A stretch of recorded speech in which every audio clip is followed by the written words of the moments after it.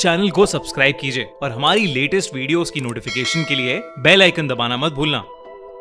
अमिता और उसके पति इलेश का हमेशा से एक सपना था कि उनका पहाड़ों में एक छोटा सा घर हो। उन दोनों ने अपना एक ऑनलाइन बिजनेस स्टार्ट किया था, जिसके चलते वो कहीं से भी काम कर सकते थे। इसलिए उन्होंने हिमाचल के एक छोटे से गांव में कहीं दूर एक पुराना घर खरीदा, जिसके चारों तरफ जंगल, बड़े बड़े पेड़ और अलग अलग सुंदर फूल थे। अमिता उस घर को लेकर बहुत खुश थी। पीले रंग का वो बड़ा सा घर सूरज की किरणों में बहुत खूबसूरत लग रहा था। पर जैसे ही अमिता ने घर का दरवाजा खोला, उसे घर के अंदर से एक अजीब सी बदबू आई। घर काफी सालों से बंद था और गंदा था, शायद इसलिए वो बदबू आ रही थी। वो दोनों जब घर के अंदर गए तो दिन के उजाले में भी अंदर गुप्त अंधेरा था। उन्होंने कैंडल्स जलाई, इलेक्ट्रिसिटी ऑन की, घर साफ किया और फिर अपना सामान सेट किया। उसी रात जब अमिता ने खाना बनाने के लिए सब्जियां काटनी शुरू की तो ताजी दिखने वाली सब्जियां अंदर से पूरी तरह सड़ी हुई थीं, बल्कि सब्जी के अंदर से काले कीड़े निकल रहे थे। थकान की वजह से उन्होंने उस रात खाना ही नहीं बनाया, सिर्फ ब्रेड बटर खाया और सोने चले गए। रात के करीब 4-4:30 बजे जब अमिता की नींद खुली तो इलेश बेड पर नहीं था। अमिता ने परेशान होकर बाहर जाकर देखा तो इलेश बगीचे में फावड़े से एक गहरा गड्ढा खोद रहा था और उसके चेहरे पर एक अजीब सी मुस्कुराहट थी। अमिता ने उसे पुकारा तो इलेश जैसे होश में आया। उसे याद ही नहीं था कि वो बाहर बगीचे में कब और कैसे पहुंचा। अमिता को लगा कि शायद इलेश ने कोई सपना देख लिया होगा और वो उसी सपने के अंदर नींद में चलने लगा होगा। इस इंसिडेंट के बाद बाकी का दिन ठीक गुजरा, सब कुछ नॉर्मल चल रहा था। अमिता और इलेश अपने नए घर में काफी खुश थे, पर अगली रात सब कुछ बदल गया। अमिता की नींद एक तेज शोर से खुली। घर के नीचे वाले फ्लोर पर एक ऐसी आवाज आ रही थी जैसे कोई भारी कुर्सी को जोर जोर से आगे पीछे कर रहा हो। अमिता डरते हुए धीरे धीरे नीचे गई तो वो आवाज सीढ़ियों के नीचे से आ रही थी। वहां उसे एक छुपा हुआ दरवाजा मिला जो बेसमेंट के एक कमरे में जा रहा था। अमिता जब उस अंधेर कमरे में गई तो उसने देखा कि वहां सड़ी हुई जड़ी बूटियां रखी हैं और एक रॉकिंग चेयर पर इलेश बैठा एक काली बोतल को घूर रहा है। दीवार पर लटकी लालटेन की हल्की रोशनी में अमिता ने देखा कि इलेश के ठीक पीछे एक धुंधली काली परछाई खड़ी है और उसके लंबे बाल और खोखली सफेद आंखें हैं। अमिता ने जैसे ही कांपती आवाज में इलेश को पुकारा, वो चेयर हिलना रुक गई।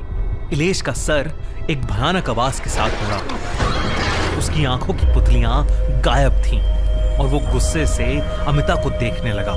तभी इलेश के पीछे खड़ी वो भयानक काली परछाई एकदम से अमिता के सामने आ गई। वो परछाई एक बहुत ही भयानक औरत की थी। उस औरत ने अमिता का गला जोर से दबोच लिया, जिससे अमिता का दम घुटने लगा और वो बेहोश हो गई। उस बेहोशी में अमिता को एक अजीब सा सपना आया।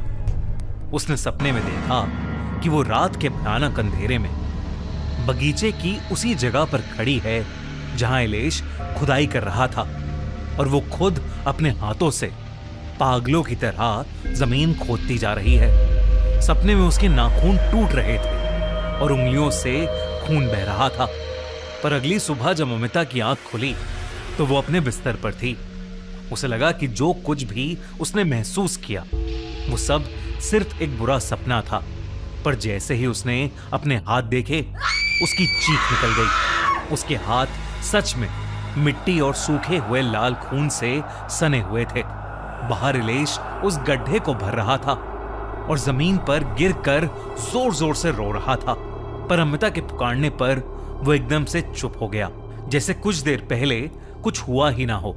अमिता इलेश से कुछ कह पाती उससे पहले ही उसे जोरों की ठंड लगने लगी और उसका सर भारी होने लगा। उसे उल्टी आने लगी तो वो घर के अंदर भागी, लेकिन जैसे ही वो घर के अंदर घुसी, घर में सड़ते हुए मांस और जलती हुई जड़ी बूटियों की बदबू फैली हुई थी। घर के सारे दरवाजे और खिड़कियां अपने आप झटके से बंद हो गए और घर के मेन डोर पर ताला लगने जैसी आवाज आई। घर के सारे बल्ब एक झटके से फूट गए और दीवारों से रोने की आवाजें आने लगी। उसने देखा कि जमीन पर काले खून के निशान बन गए हैं। तभी एकदम से इलेश हाथ में काले खून से सनी हुई जंख लगी हुई एक बहुत भारी कुल्हाड़ी लिए अमिता की तरफ आने लगा। उसकी आंखें सफेद पड़ गई थीं। उसके पीछे एक भयानक आदमी की आत्मा थी जो हवा में उड़ रही थी, जिसके चेहरे का मांस सड़कर नीचे गिर रहा था और आंखें बिल्कुल काली थीं। इलेश एकदम से एक डरावनी आवाज में चिल्लाने लगा। वो कहने लगा कि अब कोई नहीं बचेगा। अमिता धीरे धीरे पीछे हटने लगी और तब वो किसी चीज से टकराई। उसने मुड़कर पीछे देखा तो उसके सामने वही भयानक औरत खड़ी थी जो उस रात उसे बेसमेंट में दिखी थी। उस औरत ने अमिता का गला जोर से दबोच लिया, जिससे अमिता का दम घुटने लगा और वो फिर बेहोश हो गई। जब उसकी आंख खुली तो रात के 3 बज रहे थे, लेकिन सब कुछ एकदम नॉर्मल था। उसके हाथों पर कोई निशान नहीं थे। इलेश भी बगल में आराम से सो रहा था। अमिता को कुछ समझ नहीं आ रहा था कि अब तक उसने जो देखा वो उसके साथ सच में हुआ है या ये सब एक बुरा सपना था। वो बेचैन होकर उठी और सीढ़ियों से नीचे गई। उसने देखा कि वाकई में वहां एक छुपा हुआ दरवाजा है। उसने वो दरवाजा खोला और बेसमेंट में उसी कमरे में पहुंच गई जो उसने सपने में देखा था। वहां वही सड़ी हुई जड़ी बूटियां रखी थीं और वही रॉकिंग चेयर थी। कमरे में बहुत धूल मिट्टी थी और एकदम गुप्त अंधेरा था। अमिता ये सब देख ही रही थी कि अचानक उसे अपने बेडरूम से एक जोर की आवाज आई। वो ऊपर गई तो उसने देखा कि उसका पति इलेश बेड से ऊपर हवा में लेविटेट कर रहा है। ये देखकर अमिता की चीख निकल गई।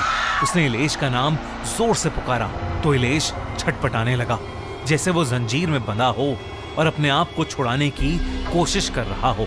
अमिता ने मदद के लिए फोन उठाया, पर उस गांव के किसी भी इंसान ने उसका फोन नहीं उठाया। उधर इलेश की हालत खराब होती जा रही थी। अचानक उसकी बॉडी अकड़ने लगी और वो जमीन पर नीचे गिर पड़ा।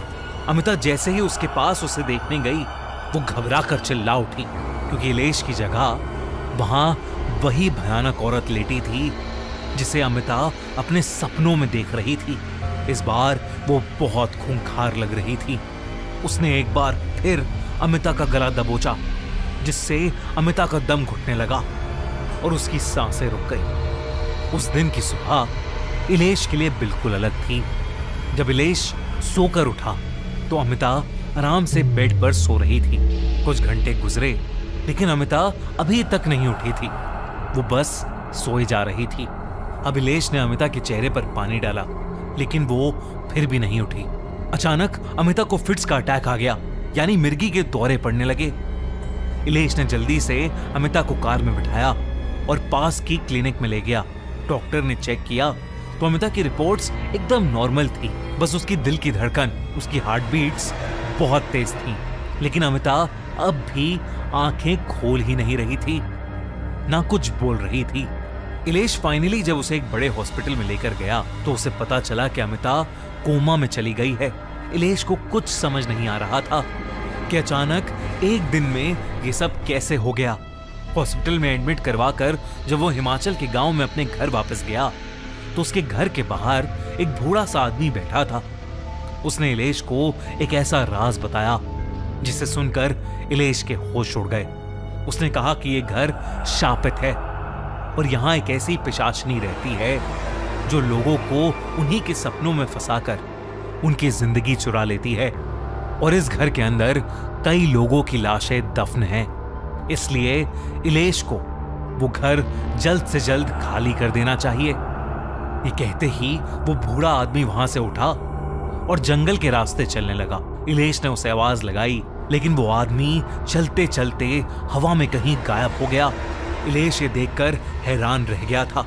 उसने तुरंत वो घर खाली किया और अमिता की हेल्थ के लिए एक पूजा रखवाई। कुछ दिनों बाद अमिता को अपने आप एक दिन होश आ गया। वो नींद से उठते ही रोने लगी और उसने बताया कि कैसे वो सपनों के घर में फंस गई थी और वो कितनी अकेली महसूस कर रही थी। इलेश ने भगवान का शुक्रिया अदा किया और उस बूढ़े आदमी का भी, जिसने उसे सब बताया। इलेश को लगा कि शायद वो बूढ़ा आदमी भी उस घर में एक भटकती आत्मा था जिसके सपने उस पिशाचनी ने चुराए थे। दोस्तों, अगर आप ऐसे कभी सपनों के घर में फंस जाओगे तो क्या करोगे? खैर, ऐसे सपनों के घर में ना फंसो, इसलिए खूनी मंडे को जल्दी से सब्सक्राइब करो ताकि ऐसी ही थ्रिलिंग स्टोरीज हर हफ्ते आपको सुनने को मिलती रहें और आप ऐसे घरों से बचते रहो।